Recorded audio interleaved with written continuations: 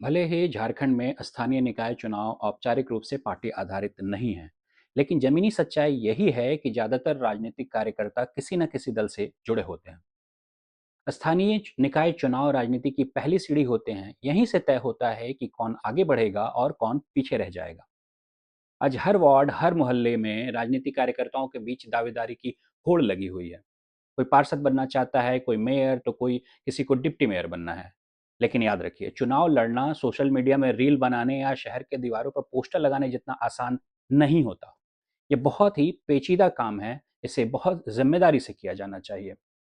अगर आप भी इस बार चुनाव लड़ रहे हैं, तो ये वीडियो आपके लिए ही है।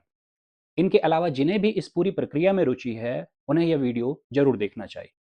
जोहार, मैं हूं शशि और आप देख रहे हैं इकाई दहाई सैकड़ा। अब चलिए शुरू करते हैं। सबसे पहला सवाल कि कौन बन सकता है उम्मीदवार।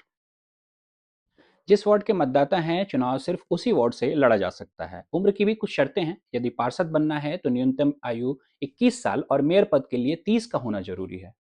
और एक बहुत जरूरी बात, नगर पालिका का कोई भी टैक्स बकाया नहीं होना चाहिए। दो से अधिक संतान के मामले में भी नियम है। कोई भी उम्मीदवार की दो से अधिक जीवित संतान नहीं होनी चाहिए। लेकिन अगर 9 फरवरी 2013 से पहले किसी व्यक्ति के दो से अधिक संतान थी, तो वह अयोग्य नहीं माना जाएगा। सिर्फ उम्मीदवार ही नहीं, प्रस्तावक और समर्थक की पात्रता के लिए भी साफ दिशा निर्देश हैं। पार्षद पद के उम्मीदवार का प्रस्तावक और समर्थक भी उसी वार्ड के मतदाता होने चाहिए। मेयर पद के मामले में वह किसी भी वार्ड के मतदाता हो सकते हैं, लेकिन नगरपालिका क्षेत्र अलग नहीं हो सकता। मतलब कि रांची के मेयर का प्रस्तावक रामगढ़ का नहीं हो सकता। इतना ही नहीं, कोई भी ऐसा व्यक्ति जो खुद मतदाता के रूप में अयोग्य है, वह भी किसी का प्रस्तावक या समर्थक नहीं बन सकता। नामांकन शुल्क यानी कि जमानत के रूप में उम्मीदवार जनरल कैटेगरी का हुआ तो मेयर के लिए 5,000 और पार्षद के लिए 1,000 रुपया जमा करना होगा। यही राशि SC ST OBC के लिए आधा होगा। नामांकन से एक दिन पहले चुनावी खर्च के लिए अलग बैंक खाता खोलना अनिवार्य है।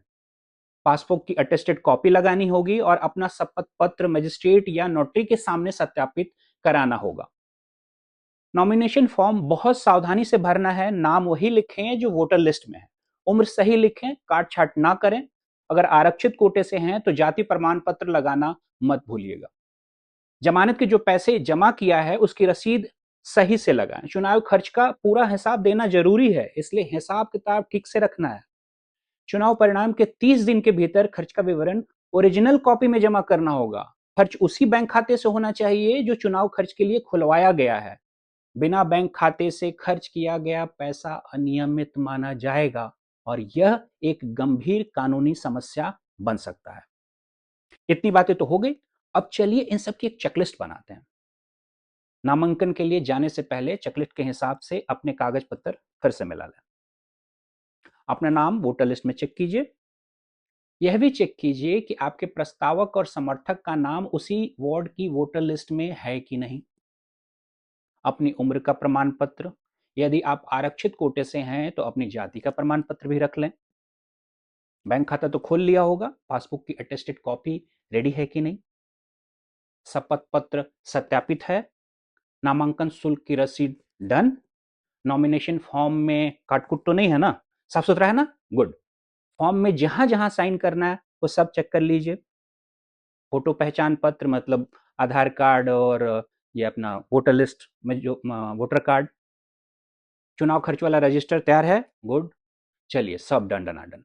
ध्यान रहे, अगर इसमें से एक को चीज छूटा तो फिर गए काम से। नॉमिनेशन खतरे में पड़ सकता है। अब जरा आखिरी बात भी समझ लेते हैं कि नॉमिनेशन किन कारणों से रद्द होते हैं।